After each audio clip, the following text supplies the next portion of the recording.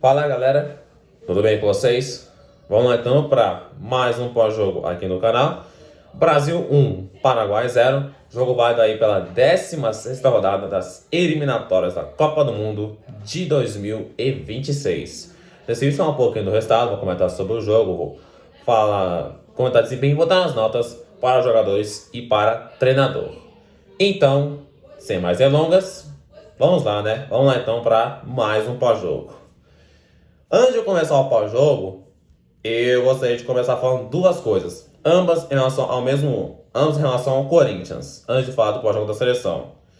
Primeira coisa, eu gostaria de corrigir um erro que eu cometi no último pós-jogo contra o Vitória, onde eu disse que aquele jogo contra o Vitória era o último jogo do Corinthians antes da parada para o Mundial, mas não. Na verdade, esse foi o último jogo antes da parada para a data FIFA, tá?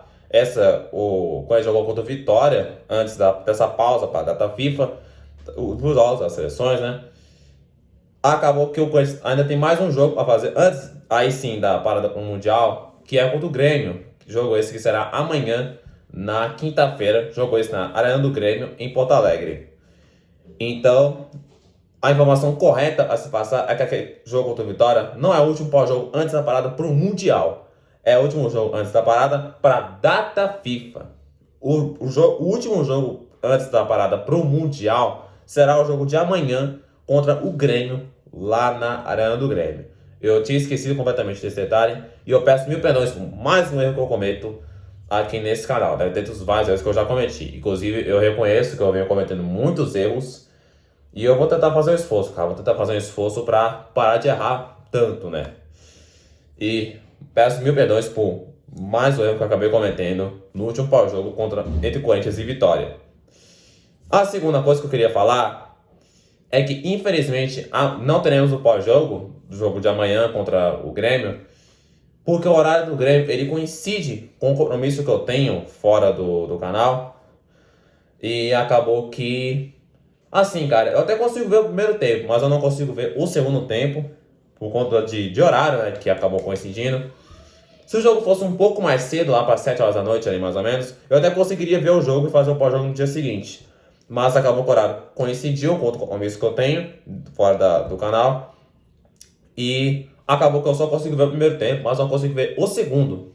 Então, por essa razão, não teremos pós-jogo desse jogo contra o Grêmio no dia de amanhã, né?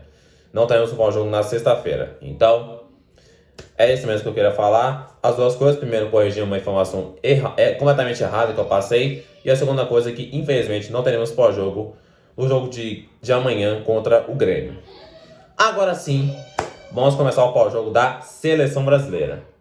Começando então com o resultado, com esse resultado, o Brasil, com 2 rodadas de antecedência, está matematicamente classificado para a Copa do Mundo nos Estados Unidos, no México e no Canadá de 2026. Era meio óbvio, né, cara, que o Brasil fosse classificar, apesar do momento ruim, apesar do momento conturbado, apesar do ciclo ser um ciclo terrível. Era meio óbvio que o Brasil ia se classificar, né? Pelo fato do Brasil, apesar do momento ruim, apesar dos males. O Brasil é uma seleção amplamente superior a muitas seleções por aí da América do Sul. A pelo menos das 9 seleções que o Brasil enfrentou nas eliminatórias, o Brasil é melhor do que pelo menos umas 6, 7. Ou até 8, né? Algo assim.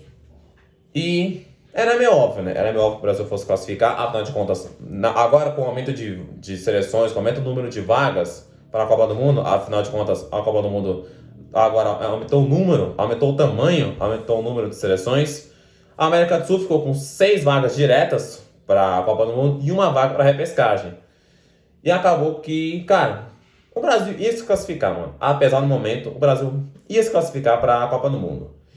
Pois bem, o Brasil, com 2 rodadas de antecedência, já garante a sua vaga para mais uma Copa. O Brasil segue como sendo a única seleção no mundo a participar de todas as edições da Copa do Mundo. E só vou tomar uma água aqui rapidão, né? Antes de continuar.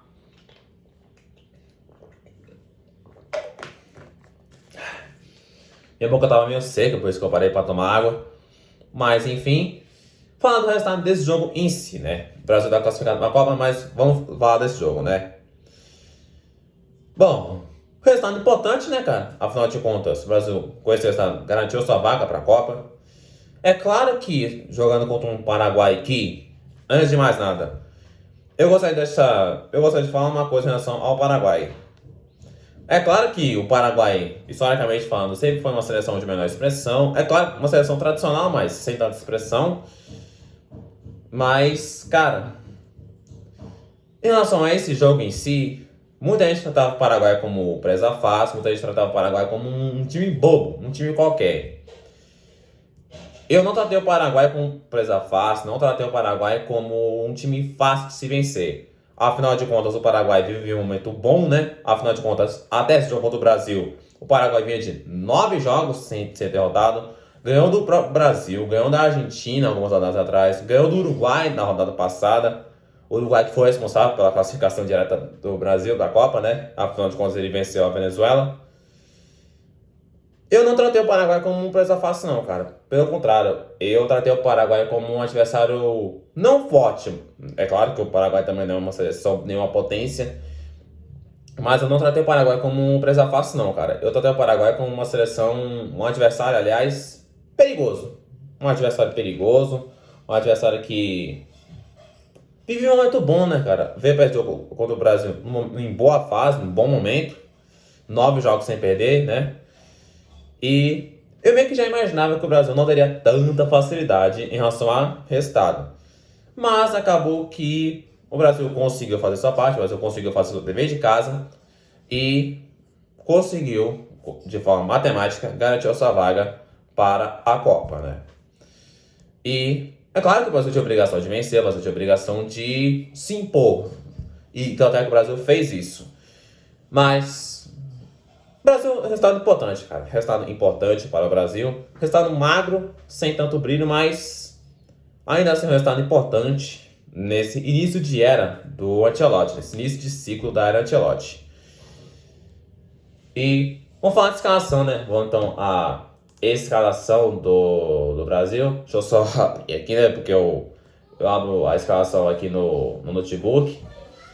Já vai deixando o seu like aqui. Vou mostrar para todos que você já está aqui. E enquanto eu abro aqui a escalação, já vai deixando o seu like, já vai se inscrevendo, já vai ativando a notificação para não perder nenhum vídeo. Vamos lá então, né? O Brasil foi a campo com Alisson no gol. Na de defesa nós tivemos Wanderson, Marquinhos, Alex, os dois Alexandros, Alexandre zagueiro, Alexandre lateral.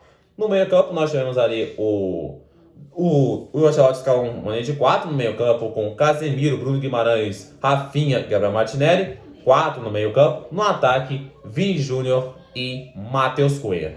Time escalado pelo técnico Carlo Ancelotti. Como podemos ver, né, como eu já citei, o Ancelotti meteu 2 redes de 4, uma na defesa, uma no meio e 2 atacantes. E escalando o time no 4-4-2. Algo diferente que ele tinha feito no último jogo contra o Equador. Afinal, no último jogo contra o Equador, ele escalou o time no 4-3-3. Dessa vez ele mudou para o 4-4-2 e funcionou, né? E vamos lá, ele manteve o Alexandre na zaga, o Alexandre zagueiro, que tinha feito boa partida passada contra o Equador. Cara, ele mantém basicamente a mesma base. Só muda. Ele fez 3 alterações, né? Onde voltou Rafinha, que cumpriu suspensão no último jogo contra o Equador. Ele colocou o Martinelli como titular e o Matheus Cunha. No último jogo que o Ancelotti acabou escalando o Gerson, que começou no banco, escalou o Richarlison e o outro foi o Estevão. Foram 3 mudanças que o Ancelotti fez na escalação, né? E na vacilete de capitão também, né? Ou não. Não, acho que o Marquinhos foi capitão no jogo contra o Equador, tô ficando doido. Mas, enfim, né? Escalação com novidades do Ancelotti na formação 4-4-2, sai do 4-3-3 4-4-2. E nas peças, as entradas do Rafinha, com a volta do Rafinha, do Martinelli e do Matheus Cunha. E vamos falar de desempenho, né? Vamos lá então falar de desempenho. No primeiro tempo, o Brasil jogou muito bem. O Brasil fez um ótimo primeiro tempo, ao meu ver. O Brasil de imposição física, o Brasil de imposição mesmo. O Brasil foi pra cima, jogou pra frente. O Brasil jogou muito bem, cara. Eu, particularmente falando, gostei do que vi no primeiro tempo. Um time ofensivo, um time de imposição, um time agressivo, um time que foi pra cima do adversário. O Martinelli indo pra cima, o Vini indo pra cima, o Rafinha tentando fazer alguma coisa ali, né? O Matheus Cunha se movimentando bastante. O Brasil, como um todo, foi um time de muita movimentação. Um time onde o Rafinha, um ataque móvel ali com o Rafinha, Martinelli, Vini e o Matheus Cunha trocando de posição ali o tempo inteiro. Uma hora o Rafinha tava na direita, outra hora tava na esquerda, outra hora o Martinelli tava na esquerda, uma hora o Vini tava na ponta, tava por dentro. O Matheus Cunha também se movimentou bastante. O Brasil, acho que essa foi a proposta do Ancelotti, ficando esse ataque mais móvel, né? Um time de movimentação, um time sem posição fixa, exatamente, para gerar mais mobilidade ali pro time, né? E acabou que funcionou, afinal de contas, no primeiro tempo o Brasil jogou muito bem, o Brasil foi amplamente superior ao time do Paraguai. Eu gostei do que vi, cara, eu gostei do que vi. No segundo tempo, o Brasil caiu um pouco de ritmo, caiu um pouco a temperatura. O Paraguai chegou a tentar esboçar alguma coisa, mas acabou que não deu em nada. No primeiro tempo, teve uns 5 minutos ali mais ou menos com o Uruguai, ó, as ideias. O Paraguai tentou esboçar alguma coisa, mas acabou que não deu em nada. E é basicamente isso, cara. Basicamente isso. Eu gostei do que vi, cara. Apesar dessa queda de ritmo, queda de temperatura no segundo tempo, eu gostei do que vi, cara. Sinceramente, fazia tempo que eu não vi o Brasil jogar tão bem igual jogou ontem contra o Paraguai. E, cara, vamos lá. Como nós sabemos, esse foi o segundo jogo do Ancelotti como técnico do Brasil, o primeiro dele em solo brasileiro. E, cara, sendo bem sincero, velho, eu mesmo quero dizer, nesse jogo contra o Paraguai, que no primeiro tempo, em específico, eu mesmo quero dizer, sem medo de errar, que o Brasil jogou como o Brasil. O Brasil jogou como o Brasil no primeiro tempo, um time de posição, um time que foi pra cima do seu adversário. Eu gostei do que vi, cara. Sinceramente, eu gostei muito do que eu vi no jogo de ontem. É claro que teve a queda de temperatura, queda de ritmo no segundo tempo, mas ainda assim eu gostei muito do que vi no jogo de ontem.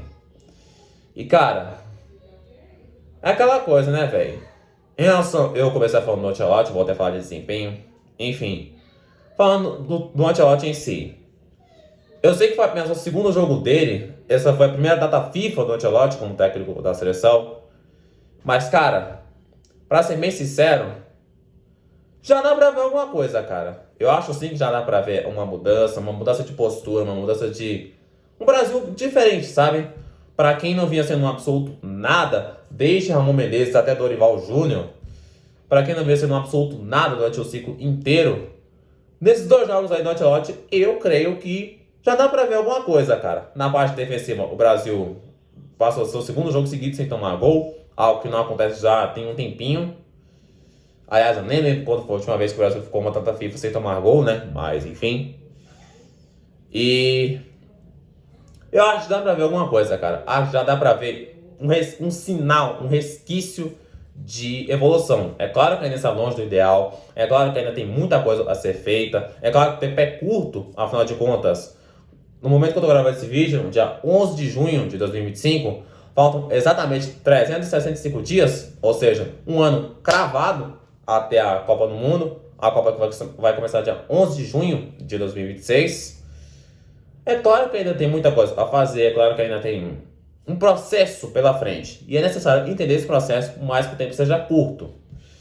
Mas, cara, eu acho, sinceramente falando, que já deu pra ver alguma coisa. Já deu pra ver um resquício, pelo menos, de evolução. Um time diferente, sabe? Na parte defensiva, o Brasil melhorou bastante. O Paraguai tentou assustar o Brasil, mas acabou que não deu em nada, principalmente ali no segundo tempo. Na parte ofensiva, ainda precisa melhorar algumas coisas, mas nesse jogo do Paraguai, principalmente no primeiro tempo, o Brasil foi muito bem. Gostei do que vi. Um time de movimentação, um time de trocação. Eu gostei, cara. Eu gostei, sinceramente, eu gostei muito do que vi no jogo de ontem. E eu acho que já dá pra ver pelo menos um sinal, sabe? Uma luz, mesmo que pequena, ali no final do túnel, sabe? E é isso, cara. É importante o Brasil começar bem, né? Na era Ancelotti. É claro que ainda, o Brasil ainda tem muita coisa a fazer. É claro que a distância do Brasil para outras seleções como a Argentina, seleções já prontas como a Argentina, como a Espanha, o Brasil ainda está um pouco distante desse ideal, mas creio que já dá para ver alguma coisa. Para quem não vinha sendo um absoluto nada durante o ciclo inteiro, já dá para ver alguma coisa. E eu, para ser bem sincero, já consigo ver pelo menos alguma coisa, ver pelo menos um resquício de alguma coisa, né? E agora que o Brasil já está classificado para a Copa, o Brasil vai para a próxima data FIFA, jogos contra Chile e Bolívia, só para cumprir tabela. Mas vai ser importante para o Ancelotti começar a montar a sua base até a Copa, né? Afinal de contas, o tempo é curto até lá, né? Mas já vai ser importante para o Brasil jogar de forma mais leve, para o Ancelotti poder ter menos pressão, ter menos carga nas costas para desenvolver seu trabalho, para começar a montar uma base para a Copa que se aproxima. E é basicamente isso, né? Já falei aqui de resultado, falei de escalação, falei de desempenho. Vamos falar do jogo, né? Vamos então aos momentos do Brasil na partida. Começando então com o primeiro tempo, onde aos 7 minutos sai a primeira finalização do Brasil. Uma jogada ali pelo lado direito. O Rafinha recebe no meio, tenta chutar. Acabou que ele chutou a bola em cima do Gatito Fernandes. 11 minutos, mais uma jogada pelo lado direito. O cruzamento do Matheus Cunha. O Vini teve uma chance inacreditável. Acabou que ele perde uma grande chance de abrir o placar para o Brasil. O Matheus Cunha foi cruzar a bola, o Vini deu o carrinho, acabou que ele perdeu o tempo da bola e perdeu uma chance incrível. Uma grande chance perdida pelo Vini, hein? 24 minutos, Vini Júnior tenta a jogada pelo lado esquerdo, tenta o cruzamento na área, acabou que ele foi travado, a bola voltou para o Martinelli, Martinelli tentou uma puxeta, algo assim, a bola foi para fora. 27 minutos, o Brasil faz uma verdadeira blitz na área do Paraguai. A bola bateu, rebateu, sobrou no Rafinha. Rafinha tentou chutar de primeira, acabou que chutou meio troncho, a bola foi pro lado. Voltou ali na esquerda pro Martinelli. Martinelli ajeitou, voltou para a direita, tentou chutar, mas foi travado pela marcação do Paraguai. Aí essa altura o Brasil já estava pressionando, o Brasil já estava martelando o Paraguai no campo de ataque. Na sequência, Vini toma o cartão amarelo por conta de uma falta clara que ele fez aí para parar a jogada do Paraguai. Com esse cartão, o Vini estava pendurado. Com esse cartão, o Vini está fora do próximo jogo contra o Chile. 35 minutos, Martinelli faz uma jogada para o lado esquerdo, cruza a bola na área. O Matheus Cunha perde uma chance simplesmente inacreditável, cara. O Matheus Cunha foi cabecear. Eu acho que ele foi tentar cabecear no contrapé, ou ele foi cabecear para trás, algo assim. Ele perde uma chance simplesmente inacreditável. Sem goleiro praticamente, cara. Gol que não se perde, Matheus Cunha. Ou não se perde um gol desse, viu, Matheus Cunha? Mas, aos 44 minutos, sai o gol do Brasil. O gol do alívio do Brasil. Gol dele, Vini Júnior. Vini Júnior fazendo o primeiro gol da era Carlo Ancelotti. Logo quem, né? O cara que simplesmente viveu o seu auge sob o comando do Ancelotti. Uma jogada onde o Brasil toma a bola direito com o Matheus Cunha. O Matheus Cunha toma a bola pelo lado direito. O Matheus Cunha vai pro fundo, rola a bola no meio. O Vini sai da marcação do Paraguai. Dá o carrinho na bola. A bola vai pro gol para fazer 1-0 para o Brasil. Aos 47 minutos, Bruno Guimarães toma um cartão amarelo por conta de uma falta que ele fez. Uma falta de critério da arbitragem, inclusive, eu cheguei a registrar aqui, cara. Porque, tipo assim, 2, 3 minutos antes dessa falta do Bruno Guimarães, que de fato foi falta para cartão, teve um lance onde o Viraçante pisa no pé do Wanderson. O árbitro sequer não deu falta, não deu cartão para o Brasil. Acho que ele deu falta, mas não deu cartão para o Viraçante. Mas nesse lance aí do Bruno Guimarães, que de fato foi para cartão, o árbitro foi e deu o cartão amarelo para o Bruno Guimarães. Falta de critério normal, né, cara? Padrão da arbitragem sul-americana. E aos 49, termina o primeiro tempo. Brasil 1, Paraguai 0. Vem o segundo tempo, onde aos 10 minutos sai a primeira tentativa de finalização do Brasil, onde o Bruno Guimarães cruza a bola na área, o Casemiro tenta cabecear, a bola desvia o jogador do Paraguai e vai para escanteio. Aos 27 minutos, Carlo Ancelotti mexe pela primeira vez no Brasil. sai Alexandro, lateral, entra o Beraldo, zagueiro do PSG. Sai o lateral, entra um zagueiro para fazer a lateral, creio eu, para segurar um pouco a onda, já que o Paraguai meio que estava começando a querer crescer nesse momento no jogo. 31 minutos, Rafinha tenta a jogada ali pro lado direito, não entendi o que ele foi fazer, se ele foi chutar, se ele foi dar o passe, a bola bateu, rebateu e Gatito Fernandes fez a defesa. Não sei se o Rafinha tentou finalizar, tentou o passe, só sei que a bola bateu, rebateu e acabou que ninguém conseguiu finalizar. 32 minutos, Matheus Cunha, aí esse chute de longe, joga a bola na lua. Na sequência, Carlo Ancelotti mexe no time do Brasil. E caramba! Pera aí, galera. Desculpa, galera. Tive que pausar o vídeo aqui porque o meu notebook deu tela preta, simplesmente do nada. Do nada ele deu a tela preta, tipo, pá! Do nada, mano.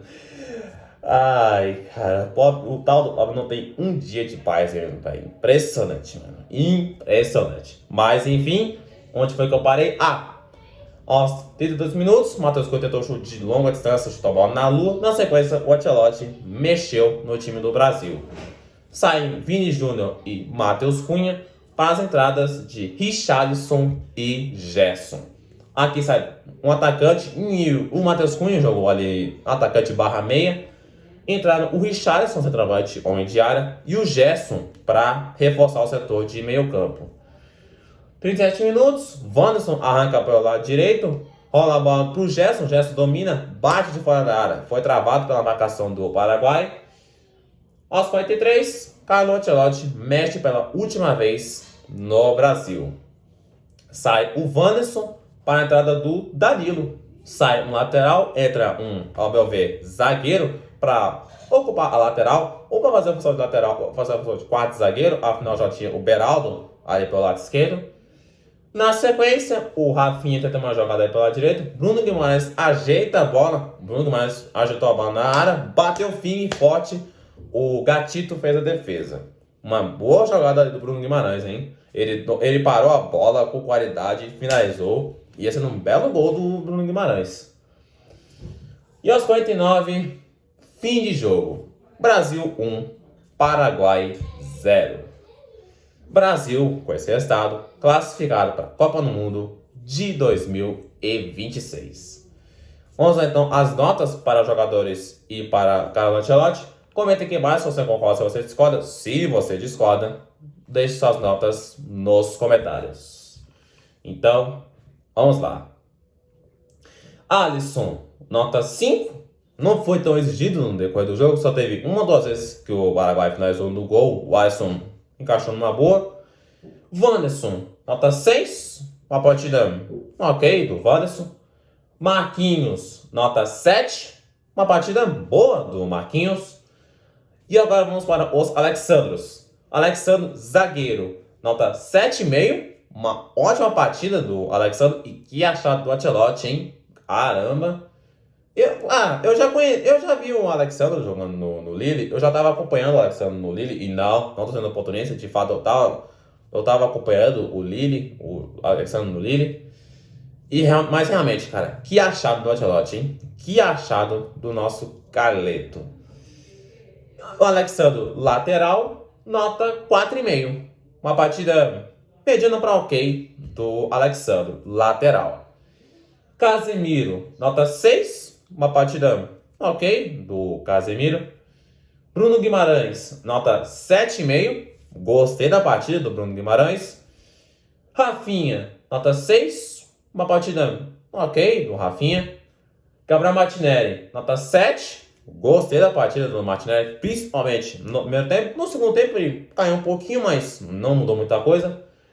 Vini Júnior, melhor jogador em campo, nota 8. Pelo gol e pelo bom desempenho, principalmente no primeiro tempo.